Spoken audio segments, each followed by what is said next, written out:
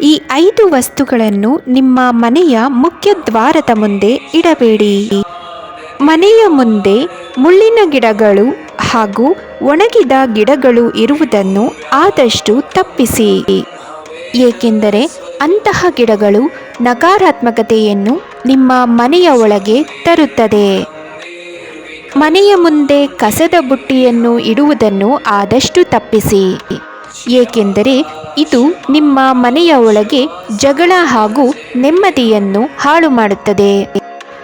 ಮನೆಯ ಮುಖ್ಯ ದ್ವಾರದ ಮುಂದೆ ದೇವಾಲಯಗಳು ಇರದಂತೆ ನೋಡಿಕೊಳ್ಳಿ, ಏಕೆಂದರೆ ಅಂತಹ ಮನೆಗಳಲ್ಲಿ ದೇವತೆಗಳು ನೆಲೆಸುವುದಿಲ್ಲ. ಅಂತಹ ಮನೆಯಲ್ಲಿ ಸಂಕಷ್ಟಗಳು ತಲೆದೋರುತ್ತವೆ. ಮನೆಯ ಮುಖ್ಯದ್ವಾರದ ಬಾಗಿಲುಗಳು ಒಳಮುಖವಾಗಿ ತೆರೆಯುವಂತಿರಲಿ, ಏಕೆಂದರೆ ಇದು ಧನಾತ್ಮಕತೆಯನ್ನು ಒಳಗೆ ಪ್ರವೇಶಿಸುವಂತೆ ಮಾಡುತ್ತದೆ. ಮನೆಯ ಮುಖ್ಯದ್ವಾರವನ್ನು ಪವಿತ್ರ ಸಂಕೇತಗಳಾದ ಸ್ವಸ್ತಿಕ್ ಅಥವಾ ಓಂನಿಂದ ಸಿಂಗರಿಸಿ. ಈ ಪವಿತ್ರ ಸಂಕೇತಗಳು ನಕಾರಾತ್ಮಕತೆಯನ್ನು ಮನೆಯ ಒಳಗೆ ಪ್ರವೇಶಿಸುವುದನ್ನು ತಡೆಯುತ್ತದೆ. ನಿಮಗಿದು ಗೊತ್ತಾ? ಯಾರ ಪಾದಗಳನ್ನು ನೀವು ಸ್ಪರ್ಶಿಸಬಾರದು ಎಂದು ತಿಳಿಯೋಣ ಬನ್ನಿ. ಧ್ಯಾನದಲ್ಲಿರುವವರ ಹಾಗೂ ಪ್ರಾರ್ಥನೆ ಮಾಡುತ್ತಿರುವವರ ಪಾದಗಳನ್ನು ಮುಟ್ಟಿ ನಮಸ್ಕರಿಸಬಾರದು. ದೇವಾಲಯದ ಒಳಗೆ ಯಾವ ಮನುಷ್ಯರ ಪಾದಗಳನ್ನು ಮುಟ್ಟಿ ಕೂಡ ನಮಸ್ಕರಿಸಬಾರದು. ಮಲಗಿರುವ ಯಾವುದೇ ವ್ಯಕ್ತಿಯ ಪಾದಗಳನ್ನು ಮುಟ್ಟಿ ನಮಸ್ಕರಿಸಬಾರದು. ರುದ್ರಭೂಮಿಯಿಂದ ಮರಳಿ ಬರುತ್ತಿರುವ ವ್ಯಕ್ತಿಯ ಪಾದಗಳನ್ನು ಮುಟ್ಟಿ ನಮಸ್ಕರಿಸಬಾರದು. ಕೆಟ್ಟ ವ್ಯಕ್ತಿಗಳ ಪಾದಗಳನ್ನು ಮುಟ್ಟಿ ನಮಸ್ಕರಿಸಬಾರದು. ಇದರಿಂದ ಅವರ ನಕಾರಾತ್ಮಕತೆಯು ನಿಮ್ಮನ್ನು ಪ್ರವೇಶಿಸುತ್ತದೆ.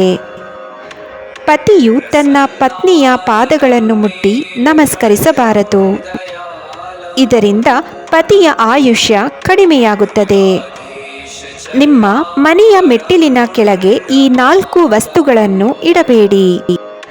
ಮನೆಯ ಮೆಟ್ಟಿಲಿನ ಕೆಳಗೆ ಪಾದರಕ್ಷೆಗಳನ್ನು ಇಡಬೇಡಿ. ಇದರಿಂದ ಆರ್ಥಿಕ ಸಮಸ್ಯೆ ಉಂಟಾಗುತ್ತದೆ. ಮನೆಯ ಮೆಟ್ಟಿಲಿನ ಕೆಳಗೆ ವಾಶ್ ಬೇಸಿನ್ ಅನ್ನು ಇಡಬೇಡಿ.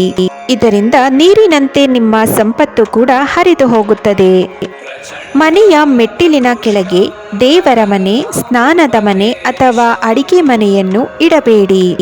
ಇದರಿಂದ ಆರೋಗ್ಯ ಸಮಸ್ಯೆ ಎದುರಾಗುತ್ತದೆ ಹಾಗೂ ಮನೆಯಲ್ಲಿ ನೆಮ್ಮದಿ ಹಾಗೂ ಅಭಿವೃದ್ಧಿ ಕುಂಠಿತವಾಗುತ್ತದೆ. ಸೂರ್ಯ ಮುಳುಗಿದ ಮೇಲೆ ನಿಮ್ಮ ಬಟ್ಟೆಗಳನ್ನು ಒಗೆಯಬೇಡಿ, ಏಕೆಂದರೆ ಸಂಜೆಯ ವೇಳೆ ಅನೇಕ ಶಕ್ತಿಗಳು ಸಂಚರಿಸುತ್ತಿರುತ್ತೆ. ಇದು ನಿಮ್ಮ ಒಗೆದ ಬಟ್ಟೆಗಳನ್ನು ಆಕರ್ಷಿಸುತ್ತೆ. ಇದರಿಂದ ನಿಮ್ಮ ಮನೆಯಲ್ಲಿ ಆರ್ಥಿಕ ಅಸ್ಥಿರತೆಯು ಉಂಟಾಗುತ್ತದೆ. ಮನೆಯಲ್ಲಿ ಒತ್ತಡ ಹಾಗೂ ನೆಮ್ಮದಿ ಇಲ್ಲದಂತಾಗುತ್ತದೆ. ನಿಮ್ಮ ಬಟ್ಟೆಗಳನ್ನು ಸೂರ್ಯೋದಯದ ನಂತರ ಒಗೆಯಿರಿ. ಇದರಿಂದ ಧನಾತ್ಮಕತೆಯನ್ನು ನಿಮ್ಮ ಮನೆಯೊಳಗೆ ಆಹ್ವಾನಿಸುತ್ತದೆ ಹಾಗೂ ಅಭಿವೃದ್ಧಿಯನ್ನು ಕಾಯ್ದಿರಿಸುತ್ತದೆ.